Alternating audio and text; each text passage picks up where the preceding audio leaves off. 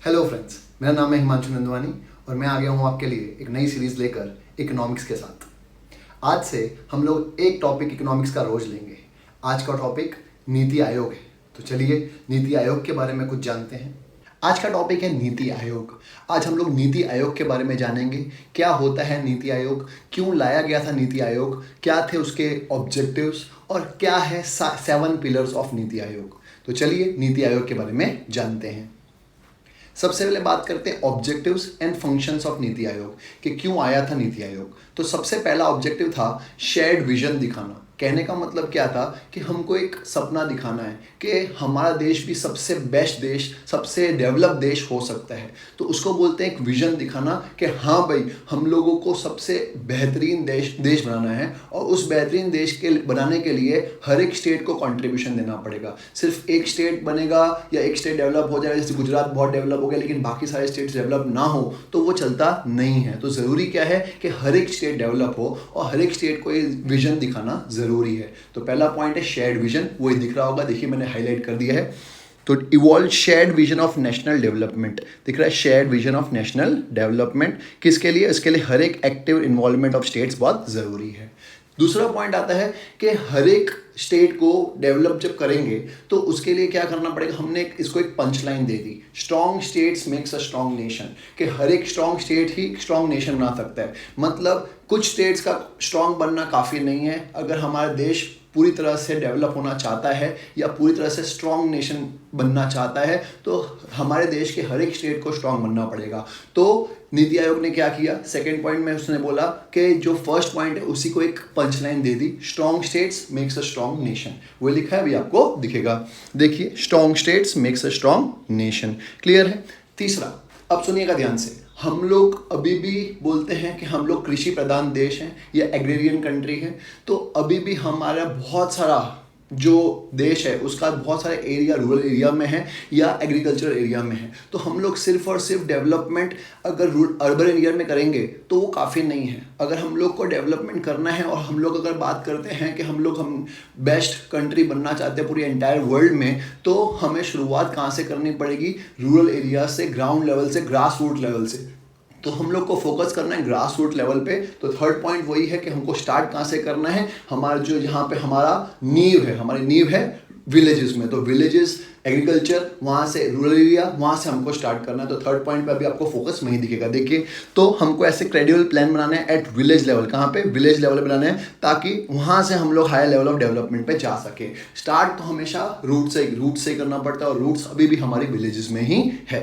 चौथा पॉइंट अगर आप देखेंगे तो आपको दिखेगा नेशनल सिक्योरिटी। हमको पता है हमारा जो देश है वो एक तरह से हमारे पास बहुत अच्छे नेबर्स हैं गॉड्स ग्रेस से, जैसे चाइना है, जैसे पाकिस्तान है। Of course it was a sarcasm कि चाइना है एक, वहाँ से हमको एक थ्रेट बनाए रखता है। एक पाकिस्तान हमारा बहुत ही अच्छा नेबर है, पता नहीं क्यों उसको क्या दुश्मनी हमसे, तो वहाँ का भी हमको थ्रेट बनाए रखता है। तो हमको ये ज़रूरी है कि हमारे देश की सुरक्षा से कभी भी कॉम्प्रोमाइज़ ना हो, कि हमारी देश की सुरक्षा कभी भी कॉम्प्रोमाइज़ ना हो हमारे देश के दुश्मनों के सामने। तो नेशनल सिक्योरिटी पे भी हमको उतना ही फोकस करना है जितना नेशनल डेवलपमेंट में करना है। तो फोर्थ पॉइंट है नेशनल सिक्योरिटी पे फोकस करना। तो फोर्थ पॉइंट अभी आप देखेंगे, दिखेगा आपको नेशनल सिक्योरिटी। तो इंटरेस्ट ऑफ नेशनल सिक्योरिटी पे काम करना है, ऐसी पॉलिसी बनानी है जो पूरी तरह से फोकस हो नेशनल सिक्योरिटी पे। पांचवा पॉइंट है कि ऐसे सेक्टर्स पे जहाँ पे, जैसे बहुत सारे सेक्टर्स अब धीरे धीरे इंडिया के ख़त्म होते जा रहे हैं। जैसे हम लोग बोलते हैं कि आर्टिसन वर्कर्स हैं या फिर जो हैंडमेड एम्ब्रॉयडरी हुआ करती थी, हमारे देश की शान हुआ करती थी। तो वो सारी चीज़ें, क्योंकि वो वर्कर्स अब धीरे धीरे दुर्लभ होते जा रहे हैं, तो हम लोग को ऐसे सेक्टर्स के ऊपर फोकस करना है जो धीरे धीरे ख़त्म होते जा रहे हैं। तो उन सेक्टर्स को कभी ख़त्म ना होने दें, ये भी हमारे नीति आयोग में कवर्ड है। तो फिफ्थ पॉइंट अगर आप फोकस करेंगे, अभी आपको दिखेगा कि उन सेक्टर्स पे फोकस करना जहां पे इकोनॉमिक डेवलपमेंट का शेयर कम पहुंच रहा है। तो वो लिखा है ऐसे सेक्शन ऑफ सोसाइटी पे फोकस करना which is not benefiting adequately from economic progress, कि जितना इकोनॉमिक प्रोग्रेस बाकी सारे सेक्टर्स को मिला है इनको नहीं मिला है, तो हमको इस पे भी फोकस करना जरूरी है।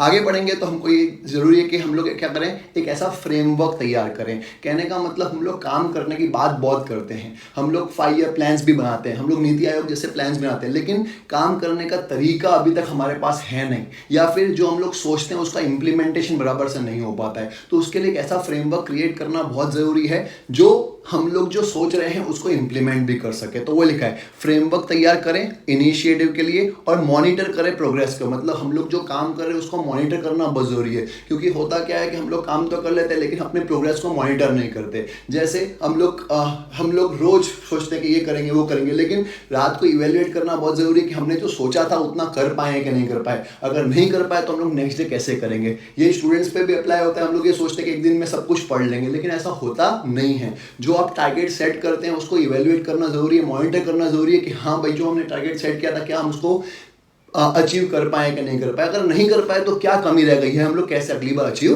कर सकते हैं। क्लियर है। आगे एडवाइस करो encourage partnership between key stakeholders and national international like minded tanks. कहने का मतलब क्या है, बहुत सारे लाइक माइंडेड थिंक टैंक्स होते हैं। मतलब देखिए हमारा देश ऐसा है जहाँ पे जितना स्कोप हमारे देश के लोगों में है उतना स्कोप किसी के पास में। जितने इंटेलेक्चुअली स्ट्रांग हमारा देश के लोग हैं उतने इंटेलेक्चुअली स्ट्रांग कोई भी नहीं। तो अगर आप देखेंगे कि बड़ी से बड़ी कंपनी होगी उसकी सीईओ सीएफओ सब इंडियंस ही है। क्यों? क्योंकि ऐसा नहीं है कि इंडियंस के पास दिमाग नहीं है, हमारे पास इतना अच्छा दिमाग है, इसकी लिमिट नहीं है। लेकिन हमको ज़रूरत क्या है कि उसको एक डायरेक्शन देने की। तो हम लोग ये सोच रहे हैं कि थिंक टैंक्स क्रिएट करें जहाँ पे एनकरेजमेंट मिले लाइक माइंडेड लोगों को जो इनिशिएटिव लेना चाहते हैं अपनी फील्ड में, जो देश के लिए कुछ करना चाहते हैं, उनके लिए एक प्लेटफॉर्म तैयार करना बहुत ज़रूरी है। तो उसके लिए इनोवेशन और एंटरप्रेन्योरशिप प्रोग्राम चालू करना है। तो नेक्स्ट पॉइंट वही है, to create a knowledge and innovation and entrepreneurial support system through collaborative community national and international experts. Simple है कि इंटरनेशनल एक्सपर्ट्स मतलब सिर्फ और सिर्फ जो कोलैबोरेशन हम लोग करेंगे सिर्फ और सिर्फ इंडियन लेवल पे नहीं, इंटरनेशनल लेवल पे भी करेंगे, ताकि जो भी पर्सन ऐसा सोच रहा है कि हाँ अपने देश को कुछ करना चाहते हैं, वो हमारे देश का नाम सिर्फ इंडिया में नहीं पूरे वर्ल्ड में हम लोग उस पर छा जाना चाहते हैं। तो उसके लिए बहुत ज़रूरी है कि हम लोग नॉलेज इनोवेशन और एंटरप्रेन्योरल सपोर्ट पे फोकस करें।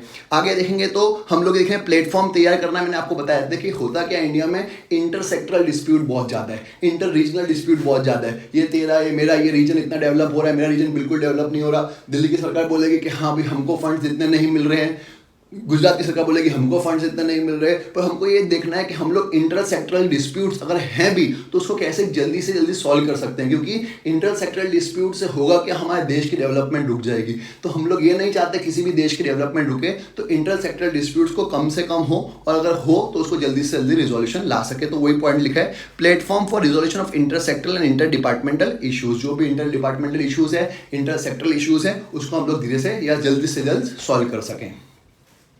आगे देखेंगे तो हमको ऐसी state of art resource centres create करना है जिसके लिए गुड गवर्नेंस। गुड गवर्नेंस का मतलब क्या होता है? गुड गवर्नेंस का मतलब यह है कि ट्रांसपेरेंसी होनी चाहिए। काम करने का तरीका जो है वो सबके लिए सेम होना चाहिए। सबको लगना चाहिए कि हाँ काम करने का तरीका ट्रांसपेरेंट है। पब्लिक को भी दिखना चाहिए कि हाँ भाई गवर्नमेंट काम कर रही है। तो स्टेट ऑफ आर्ट फैसिलिटीज ऐसी तैयार करनी है कि गुड गवर्नेंस पॉलिसी क्रिएट हो, सब लोगों को दिखे कितनी ट्रांसपेरेंसी हमारे देश में है। आगे मॉनिटर करते रहना, ये बहुत इंपॉर्टेंट। देखिए ऐसा है कि हम लोग पॉलिसीज बनाते बहुत सारी है, लेकिन उसको इम्प्लीमेंट करते नहीं हैं। हम लोग ये सोचते हैं ये करेंगे वो करेंगे, लेकिन सोचने से काम नहीं होता, सोचने को इम्प्लीमेंट करने से काम होता है। तो हम लोग क्या करेंगे, सिर्फ और सिर्फ इवेल्युएट नहीं करना है, हम लोग को इम्प्लीमेंट भी करना है। वो बहुत इंपॉर्टेंट है कि हम लोग इम्प्लीमेंट करें। जो पॉलिसीज हमने क्रिएट की है उसका इम्प्लीमेंटेशन भी उतना ही जरूरी है जितना क्रिएट करना। 5 ईयर प्लान्स बनते हैं तो उसका इम्प्लीमेंटेशन, अब 5 ईयर प्लान्स को तो टेक ओवर कर लिया नीति आयोग ने, तो अब नीति आयोग में हमने पॉलिसीज बनाई है। तो पॉलिसीज बनाना इंपॉर्टेंट है, उतना ही इंपॉर्टेंट है कि पॉलिसीज का एग्जीक्यूशन हो रहा है कि नहीं हो रहा उसको चेक करना। तो मॉनिटर करना भी उतना ही इंपॉर्टेंट है। तो वो लिखा है मॉनिटर करो, इवेल्युएट करो, implementation of program and initiative. आगे टेक्नोलॉजिकल अपग्रेडेशन, ये थैंकफुली इस फील्ड में इंडिया बहुत तेजी से आगे बढ़ रहा है, लेकिन वो भी काफ़ी नहीं है। हमको technological upgradation time to time चलता रहना चाहिए। ऐसा सिर्फ खाली ये बोला कि हाँ भाई हम लोग नई यूपीआई ले आए हैं या यूपीआई हम लोग पूरे वर्ल्ड में लाने वाली पहली कंट्री है, अग्रीड एक्सेप्टेड, बहुत अच्छी बात है कि हम लोग यूपीआई लेके आए, लेकिन इतना रुक नहीं जाना है। हम लोग को technological upgradation time to time लाना पड़ेगा। जितनी ज़्यादा टेक्नोलॉजी आएगी उतनी टेक्नोलॉजी थ्रेट्स भी आएंगे। तो टेक्नोलॉजी थ्रेट्स को भी डील करने के लिए हम लोग क्या सोल्यूशन लेके आ रहे हैं वो भी देखना है। तो technological upgradation, upgrading, building, capacity building, ये बहुत ज़रूरी है। और लास्ट में अदर्स आई जाता है कि इसके अलावा भी बहुत सारी चीज़ें करनी है जिसकी लिस्ट बनाना पॉसिबल नहीं है, लेकिन लास्ट में हम लोग लिखते हैं अदर्स के हाँ भाई इसके अलावा भी बहुत सारी चीज़ें हैं जो हमको करनी है। तो ये क्या था हमारा फंक्शंस या ऑब्जेक्टिव्स ऑफ नीति आयोग। इसके साथ हम लोग पढ़ेंगे 7 पिलर्स ऑफ नीति आयोग। तो अभी आपको दिख रहा होगा NITI Aayog is based on 7 pillars के 7 पिलर्स पे है जो इफेक्टिव गवर्नेंस हम लोग बोल सकते हैं। तो पहला है प्रो पीपल। पहला क्या है? प्रो पीपल, क्योंकि हम लोग एक जो कुछ भी कर रहे हैं, नीति आयोग आया क्यों है? हमारे देश के लोगों के लिए। प्रोएक्टिविटी कि हाँ भाई जो भी एंटीसिपेट रिस्पॉन्स है, सिटीजन की जो नीड्स हैं उसको सेटिस्फाई करना कि हाँ भाई हमारे देश के जो लोग हैं वो खुश रहने चाहिए। पार्टिसिपेशन के हर एक जन इन्वॉल्वमेंट, ऐसा नहीं होना चाहिए कि हाँ भाई कुछ सेक्टर ऑफ सोसाइटी वो बोले कि हमको तो इन्वॉल्व ही नहीं किया। तो हम लोग को सबको साथ में लेके चलना है, तो इन्वॉल्वमेंट हर एक जन का जरूरी है। एम्पावरमेंट, उसमें भी खास वुमेन एम्पावरमेंट की बात करते हैं कि हाँ भाई वुमेन एम्पावरमेंट हमारे देश में बहुत जरूरी है। हमारे देश में नहीं, पूरी दुनिया में वुमेन एम्पावरमेंट बहुत जरूरी है, क्योंकि वुमेन के बिना ये देश ही नहीं है, ये दुनिया ही नहीं है। तो जरूरी है कि हर एक सेक्टर में वुमेन एम्पावरमेंट का भी कंट्रीब्यूशन हो। ऑफ कोर्स उस पावर का मिसयूज ना हो वो भी देखना जरूरी है, लेकिन वुमेन एम्पावरमेंट से जरूरी आज की डेट में इस बुरी दुनिया में कुछ भी नहीं है। आगे इंक्लूजन ऑफ ऑल, वैसे SC ST OBC ये सारी माइनॉरिटीज जो होती हैं उनको ऐसा नहीं लगना चाहिए कि हम लोग को रूल आउट कर दिया या हमारे को एडिक्वेट फोकस नहीं दिया गया, तो उनको भी इंक्लूड करके चलना है। जैसे अभी आपको पता तो सुप्रीम कोर्ट का जजमेंट आया, LGBTQ या ऐसी कोई भी कम्युनिटी, सबको इक्वल राइट्स है, जैसे मेल्स फीमेल्स है वैसे कोई भी कम्युनिटी के लोग हो, चाहे LGBTQ क्यों ना हो, वो मतलब विद ऑल ड्यू रिस्पेक्ट कि सबके लिए ट्रीटमेंट इक्वल होना चाहिए। हर एक जन को समान ट्रीटमेंट मिलना चाहिए हमारे देश में कम से कम। तो हम लोग अपने देश की बात कर सकते हैं, और ये सुप्रीम कोर्ट का जजमेंट है उससे मैं बहुत खुश हूँ। ऑफ कोर्स आप भी शायद खुशी होंगे और LGBTQ कम्युनिटी भी बहुत खुश होगी। ऑफ कोर्स मैं कोई डिफरेंशिएट नहीं कर रहा, ये सिर्फ रूलिंग आई है, मैं आपको बता रहा हूँ। इक्वालिटी, हर एक जन को इक्वल अपॉर्चुनिटी मिलनी चाहिए, स्पेशली यूथ को, कि हाँ उनको ऐसा नहीं लगना चाहिए कि हम लोग अपने ही देश में लेफ्ट आउट हो गए हैं।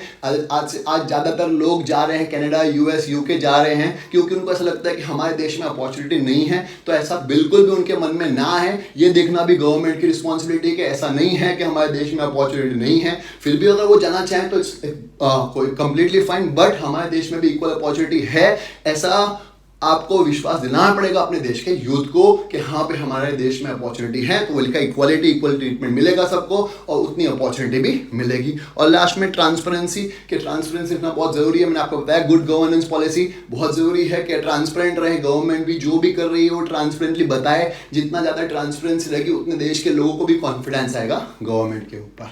ये था हमारा नीति आयोग, बहुत ही शॉर्ट में। मिलते हैं हम लोग नेक्स्ट वीडियो में। मुझे उम्मीद है आपको नीति आयोग के बारे में कुछ समझ में आया होगा और ये आपके एग्जाम में आपको मदद भी करेगा। अगर आपको मेरे वीडियोस पसंद आ रहे हैं तो प्लीज़ मेरे चैनल को सब्सक्राइब करिएगा और अपने फ्रेंड्स का शेयर भी ज़रूर करिएगा। मिलते हैं नेक्स्ट वीडियो में एक नए इकोनॉमिक्स के टॉपिक के साथ। Bye bye.